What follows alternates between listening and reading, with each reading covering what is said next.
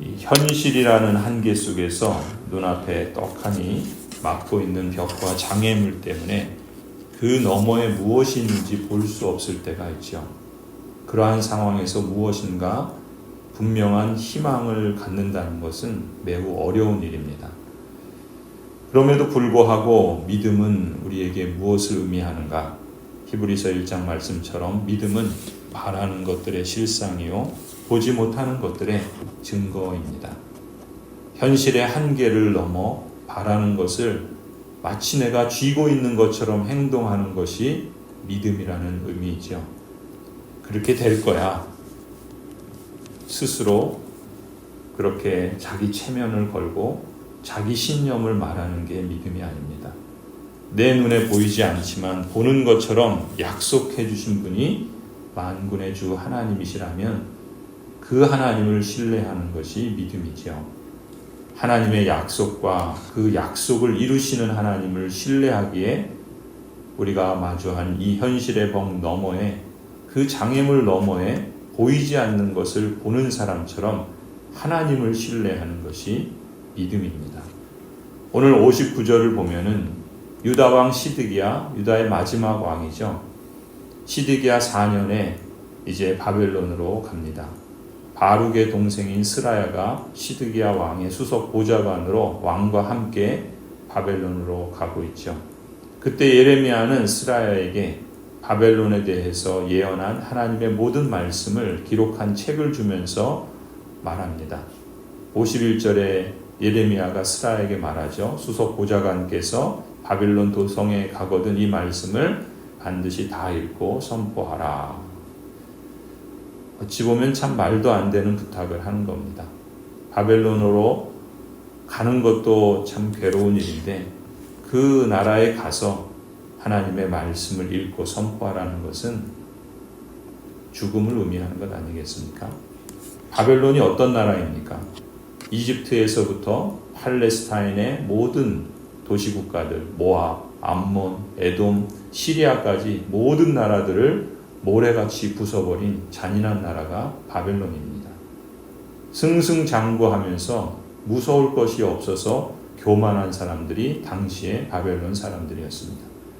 그 바벨로니아의 심장부 바벨로니아 성에 이르렀을 때 스라야가 아마도 그 성의 위용과 그 규모에 벌벌 떨었을 겁니다. 그 성의 크기나 규모가 그 완벽한 방비, 그들이 얼마나 강하고 얼마나 부유한 사람들인지 그 사람들 앞에서 바벨론이 무너질 것이다. 하나님의 심판을 선포하라는 것이죠. 그게 참 얼마나 힘든 일이겠습니까? 그리고 나서 예레미야가 또 스라야에게 부탁하죠. 바벨론 앞에서 하나님께 이렇게 기도하라 명령합니다. 62절이죠. 주님께서 친히 이곳을 두고 말씀하시기를 이곳에는 아무것도 살 수 없도록 멸망시켜서 사람도 짐승도 살 수 없는 영원한 폐허로 만들겠다고 하셨습니다 하고 기도하십시오. 지금 당시의 바벨론은 그야말로 어마어마한 사람들이 몰려있고 수많은 짐승들이 있고 또 주변의 나라들을 다 멸망시킬 정도로 강성하고 의기양양한 그런 나라였습니다. 제국이었죠.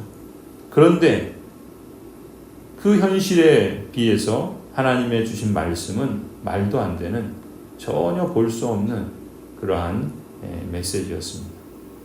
그런데 그렇게 하나님께서 하셨습니다라고 그것을 믿고 기도하라라는 말씀이죠. 이 바벨론의 신이 벨이라 그랬죠. 벨이라는 말은 바알이라는 말과 또 마르둑이라는 말과 같은 종류의 신이라고 할 수 있는데 이 벨 신이 지배하고 있고 그 신이 그들을 그렇게 강성하게 했다라고 믿는 상황이에요. 강력한 군사력으로 그 힘을 자랑하고 있는 그때에 식민지와 같은 이제 다 폐하여서 포로로 끌려온 그 사람들 가운데 한 사람이 그 강력한 군사력으로 그 힘을 자랑하고 있는 상황 속에 그 무력한 하나가 유다 백성이 섬기는 그 여호와 하나님은 그들만큼이나 초라하고 무능하고 아무것도 아닌 것 같이 그렇게 여겨지지 않겠습니까? 그런데 하나님께서는 말씀하시는 거예요. 만군의 주 하나님이다 라고 말씀하십니다. 그들 앞에는 그저 초라하기 짝이 없게 보이고 또 그냥 조롱이나 하면서 그렇게 말한다 한들 지나치거나 오히려 잡아 죽일 수밖에 없었겠죠. 아마 그랬을 겁니다. 너희 꼴을 봐라. 너희들이 믿는 신도 별것 아니지 않느냐. 이렇게 조롱할 수도 있겠죠. 그런 무시무시한 사람들 앞에서 여호와께서 바벨론을 심판하실 것이다. 이것을 선포하라는 겁니다. 얼마나 기가 차는 일입니까? 어쩌면 이러한 모습은 오늘날 우리 그리스도인들이 이 세속화와 또 문명이 더욱 발전하고 그래서 우리가 과거에는 상상도 못한 새로운 문명의 이기들이 우리의 삶을 더 편리하게 해서 인생이 더 오래 살고 더 건강하게 살고 더 행복하게 살 것처럼 여기는 이 세상 속에서 하나님께서 이 땅을 멸망하시고 심판하실 것이다 라고 말하는 것과 유사한지도 모르겠습니다. 더군다나 교회가 또 그리스도인 신자들이 보이는 모습들은 때때로 상식적으로도 받아들이기 어렵고 또 세상이 볼 때 너희나 잘해라. 너희 꼴을 봐라. 너희들이 믿는 신이 별거 아니지 않느냐라고 조롱하는 그런 상황도 맞닥뜨릴지도 모릅니다. 마치 우리도 그러한 시대를 살고 있는 것이죠. 자본주의와 세속화라는 이 제국 앞에서 그리스도인의 삶이라는 것은 그야말로 보잘것없고 또 무력하기만 하고 또 참 어찌 보면 그 자본주의와 세속화에 물들어가는 그러한 모습들도 함께 얼룩져져 있는 그런 현실인지도 몰라요. 그 눈에 보이는 현실 너머에 하나님의 말씀을 선포한다는 것은 그것은 결코 쉬운 일이 아닙니다. 이 정도로 그치는 것이 아니죠. 63절을 보면은 예레미야 선지자는 스라야에게 그 책을 다 읽어 선포한 후에 그 책에 돌을 매달아서 유프라테스 강에 던져 가라앉게 하라 지시를 합니다. 우리가 예레미야서에서 여러 번 본 것처럼 일종의 상징적인 그런 행위들을 하는 걸 볼 수 있죠. 이것도 마찬가지입니다. 책에 돌을 묶어서 강에 던지면 그게 가라앉지 않겠습니까? 그 책이 물에 가라앉은 것처럼 바벨론이 이같이 몰락하고 다시 일어나지 못할 것이다 라는 그 선포가 이 상징적인 행위와 같이 그대로 이루어진다라고 하는 표시였습니다. 하나님의 심판이 돌과 같이 무거운 바벨론을 물에 가라앉혀 버릴 것이라는 그러한 의미이죠. 성도 여러분, 믿음은 우리에게 어떤 의미를 갖고 있는가?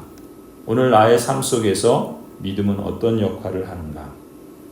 하나님의 말씀에서 우리에게 일러주시는 것처럼 현실의 한계를 넘어서 바라는 것을 마치 쥐고 있는 것처럼 행동하는 것이 믿음이라 했습니다. 험한 이 세상에서 매일매일 날마다 매 순간마다 우리는 하나님 나라에 속한 사람으로서 소망의 날을 앞서 사는 승리의 비결이 바로 믿음 외에는 없다 믿습니다. 오늘도 여러분은 우리 앞에 맞닥뜨린 커다란 현실의 벽 앞에 있습니다. 우리의 삶에는 이런저런 장애물들이 늘 찾아옵니다. 하지만 하나님의 약속과 그 약속을 이루시는 하나님을 신뢰하기 때문에 보이지 않지만 보는 것처럼 약속해 주신 분이 만군의 주 하나님이시기 때문에 우리는 그 하나님을 믿고 끝까지 신뢰하십시다. 무릇 하나님께로부터 난 자마다 세상을 이기느니라. 세상을 이기는 승리는 이것이니 우리의 믿음이니라. 요한일서 5장에서 말씀하신 것처럼 만군의 주 하나님을 신뢰하면서 믿음의 길을 힘차게 내딛는 복된 하루가 되기를 간절히 축원합니다. 기도하시겠습니다. 살아계시며 모든 역사와 이 나라를 통치하신 하나님, 우리 눈에 보이지 않지만 하나님께서 우리에게 들려주신 말씀으로 우리의 눈을 삼고 우리의 길을 삼고 또 우리의 방향을 삼아서 하나님 이 땅 속에서 우리의 삶의 행보를 선택하고 결정하기를 원합니다.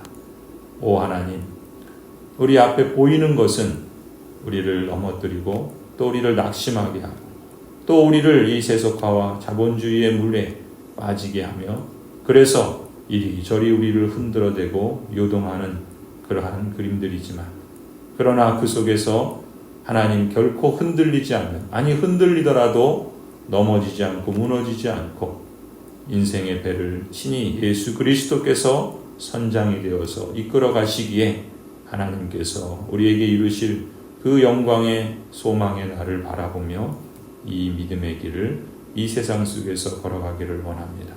오 하나님, 하나님께서 우리와 함께 하시는 것이 그저 하나님 막연한 상상과 자기 확신이 아니라 만군의 주 하나님께서 말씀하시고 그 말씀하신 능력으로 모든 만물을 창조하신 것처럼 오늘 우리 안에서도 하나님의 새 마음을 창조하시고 또 흔들리는 세상 속에서 흔들리지 않는 나라를 가진 사람처럼 살게 하시는 줄을 믿습니다.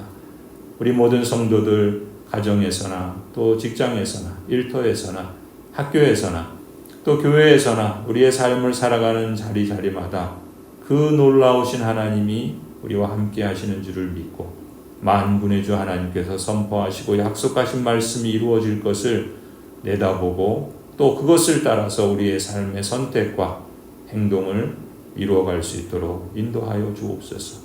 낙심하지 않도록 붙들어 주시고 넘어질지라도 다시 일어나게 하여 주시고 또 믿음의 길을 행한 것으로 하나님 혹 어려움이나 또 여러 가지 고난을 당할다 할지라도 오히려 하나님 굳굳이 주님만을 신뢰하며 모든 것을 심판하시고 또 모든 것을 행한 대로 갚으시는 하나님께서 주의 선하신 뜻을 따라 하나님의 그 부르심과 또 택하심을 이루어가는 성도들에게 호응하여 주실 줄 믿습니다.